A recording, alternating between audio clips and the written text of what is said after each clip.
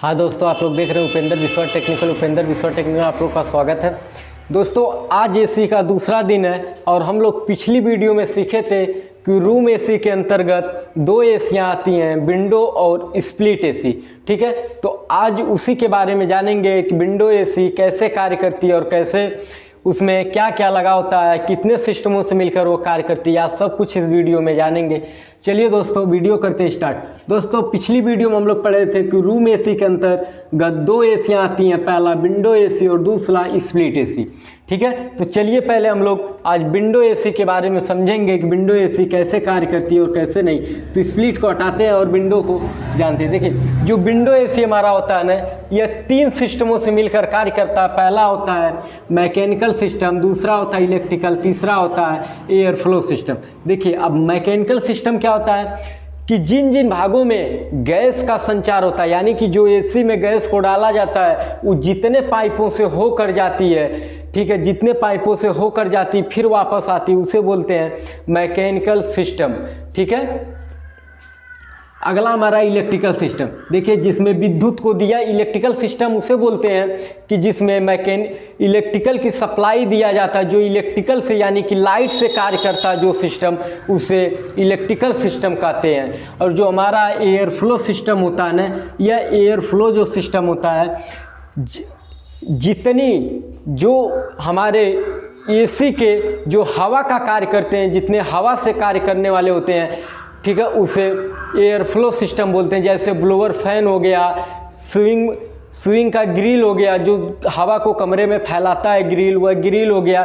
ठीक है, ये सब एयर फ्लो सिस्टम में आती है। यानी कि जैसे हवा आ रही है, उससे जितना सिस्टम टकरा रहे हैं जो हवा से, उसे एयर फ्लो सिस्टम बोलते हैं। क्योंकि एयर भी हवा होता है, एयर फ्लो सिस्टम, इसलिए उसको बोलते हैं। चलिए दोस्तों, ये तीनों आप लोग को एकदम क्लियर समझ में आ गया होगा कि मैकेनिकल सिस्टम किसे बोलते हैं, इलेक्ट्रिकल सिस्टम किसे बोलते हैं और एयर फ्लो सिस्टम किसे बोलते हैं। अब देखिए, एसी कोई भी हो, स्प्लिट हो, विंडो हो, पैकेज हो, चिल्लर हो, कोई भी एसी हो, सब एसियाँ तीन सिस्टम से ही मिलकर कार्य करती हैं, मैकेनिकल, इलेक्ट्रिकल और एयर फ्लो सिस्टम। यानी इन तीनों से आपसे अगर कोई ये पूछ दे कि एसी कितने सिस्टमों से मिलकर कार्य करती है, तो आपको ये बताना है कि एसी तीन सिस्टमों से मिलकर कार्य करती है। पहला होगा मैकेनिकल सिस्टम, दूसरा होगा इलेक्ट्रिकल सिस्टम और तीसरा होगा एयर फ्लो सिस्टम। चलिए दोस्तों, अब ये समझते हैं मैकेनिकल सिस्टम के अंतर्गत कितने पार्ट आते हैं और मैकेनिकल सिस्टम कैसे कार्य। दोस्तों, ये रहा हमारे एसी का मैकेनिकल सिस्टम, विंडो एसी का मैकेनिकल सिस्टम। तो दोस्तों, विंडो एसी के 5 मैकेनिकल सिस्टम होते हैं। पहला होता है कंप्रेसर, दूसरा होता है कंडेंसर, फिल्टर, कैपिलरी, इवापोरेटर। तो दोस्तों, 5 मैकेनिकल सिस्टम होते हैं। हर सिस्टम का अलग अलग कार्य होता है, हर सिस्टम अपना अलग अलग कार्य करता है। तो चलिए पहले कंप्रेसर से स्टार्ट करते हैं और समझते हैं कि कैसे कार्य करता है।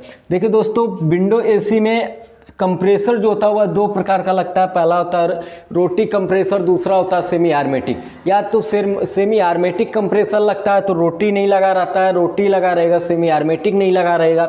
ठीक है, तो सेमी आर्मेटिक और रोटरी को सबसे पहले ये जान लीजिए कैसे पहचाने कि ये हमारा रोटी कंप्रेसर और ये हमारा सेमी आर्मेटिक। देखिए, जो रोटी कंप्रेसर होता है उसमें सेक्शन पंप लगा होता है और कंप्रेसर के ऊपर एक डिस्चार्ज लाइन लगी होती है और कंप्रेसर के ऊपर वाले सिरे पे 3 टर्मिनल पॉइंट बने होते हैं, कॉमन स्टार्टिंग रनिंग, जिस पे इलेक्ट्रिकल सप्लाई को दी जाती है। तो कंप्रेसर जो हमारा ये होता है रोटरी या सेमी आर्मेटिक, कोई कंप्रेसर लगा है तो वह मैकेनिकल और इलेक्ट्रिकल दोनों सिस्टम में आता है, क्योंकि यह लाइट से भी कार्य करता है और इसमें गैस आती है और गैस जाती भी है, तो इसलिए इलेक्ट्रिकल और मैकेनिकल दोनों सिस्टम में आता है। देखिए, अब यह हो गया रोटी कंप्रेसर। किस प्रकार से पहचानेंगे कि इसमें सेक्शन पंप लगा होता है। और जो हमारा रोटी कंप्रेसर होता है ना, यह कुछ इस प्रकार से कंप्रेसर होता है कि जिसमें 3 लाइनें होती हैं। पहला डिस्चार्ज लाइन, दूसरा सेक्शन लाइन, तीसरा चार्जिंग लाइन। ठीक है, और इसके बीच में जो होता है यह टर्मिनल स्टार्टिंग रनिंग कॉमन का पॉइंट दिया होता है। तो सेमी आर्मेटिक कंप्रेसर हमारा इस प्रकार से होता है और रोटी कंप्रेसर हमारा इस प्रकार से होता है। चलिए दोस्तों, तो आप लोग अच्छे से क्लियर एकदम समझ गए होंगे कि रोटी और सेमी आर्मेटिक में क्या पहचान है, कैसे पहचान किया जाए। ठीक है, अब चलिए आप बढ़ते हैं आगे। अब देखिए, कंप्रेसर का अभी कंप्रेसर के काम के बारे में नहीं बताए, कंप्रेसर कैसे कार्य करता। तो देखिए कंप्रेसर का जो कार्य होता है ना, यह गैस को सक्शन लाइन के द्वारा, यानी यह जो सक्शन पंप लगा है इसके द्वारा यह गैस को खींचता है, और डिस्चार्ज लाइन जो होती है ना, ये जो डिस्चार्ज लाइन होती है ना, इस लाइन से क्या करता है, गैस को बाहर यानी कंडेंसर की तरफ भेजता है, या पाइप जुड़ी रहती है कंडेंसर से कंप्रेसर के डिस्चार्ज लाइन में। तो गैस जब डिस्चार्ज लाइन से निकलती है तो यह गैस कंडेंसर में जाती है। कंडेंसर का कार्य होता है कि द्रव गैस को वाष्प गैस को द्रव में परिवर्तित करना, यानी कि इसका जो कार्य है, यह वाष्प जो गैस है उसको द्रव में परिवर्तित करता है। फिर देखिए जब गैस कंडेंसर से निकलती है तो फिल्टर में जाती है, तो फिल्टर का काम होता है गैस को छानना और शुद्ध करना।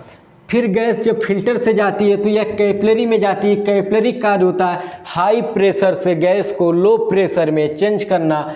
फिर गैस जब कैपिलरी से निकलती है तो एवापरेटर में निकलती है। यही एवापरेटर जो हमारा होता है यही कूल करता है, यानी यही कमरे को ठंडा करता है।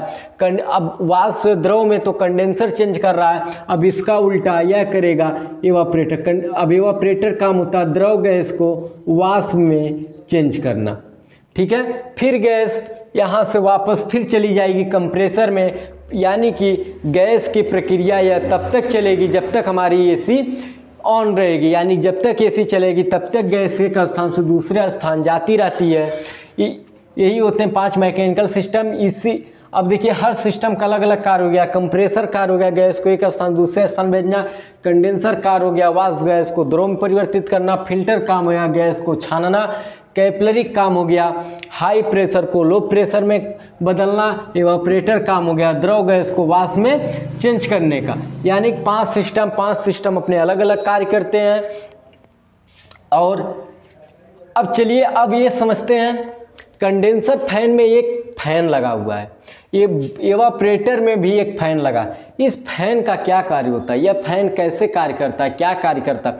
देखिए जिस समय ये जो हमारा कंडेंसर है जब इसमें गैस जाती है ना तो द्रव में परिवर्तित होती है, तो कंडेंसर हमारा हीट होता है।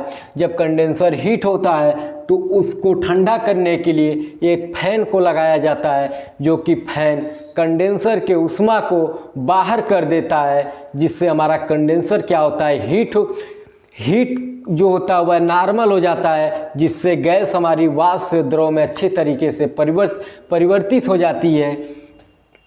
अब देखिए जो ब्लोअर फैन जो एवापरेटर में या ब्लोअर फैन लगा है ना, इसको बोलते हैं ब्लोअर फैन। यह ब्लोअर फैन क्या कार्य होता है कि यही फैन जो होता है कमरे के हवा को खींचकर फिर कमरे में फेंकता है, जिससे कमरा हमारा ठंडा हो जाता है। जब यह हवा को खींचता है तो हवा जो कमरे की जाती है एवापरेटर से टकराती है, तो एवापरेटर हमारा ठंडा होता है।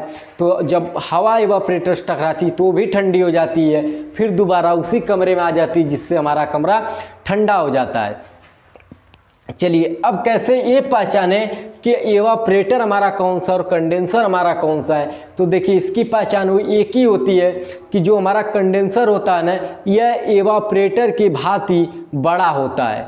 क्या होता है, एवापरेटर से बड़ा होता है। देखने में तो दोनों एक ही तरह से दिखते हैं, लेकिन यह एवापरेटर हमारा कंडेंसर से छोटा होता है और कंडेंसर हमारा एवापरेटर से जो होता है यह बड़ा होता है। तो दोस्तों इस प्रकार से जो है एसी का कोई भी एसी हो, ठीक है, वह उसका मैकेनिकल सिस्टम इसी प्रकार से कार्य करता है, ठीक है। उसका जो मैकेनिकल सिस्टम है वह इसी प्रकार से कार्य करता है। तो अब होता क्या है कि अगर चिल्लर पैकेज की हम लोग बात करेंगे तो उसका यह कंप्रेसर बड़ा हो जाएगा, कंडेंसर बड़ा हो जाता है, और यह जो होता है एवापरेटर यह चेंज हो जाता है, दूसरा एवापरेटर लग जाता है, या डक्ट लग जाए या कैसेट लग जाए, ठीक है।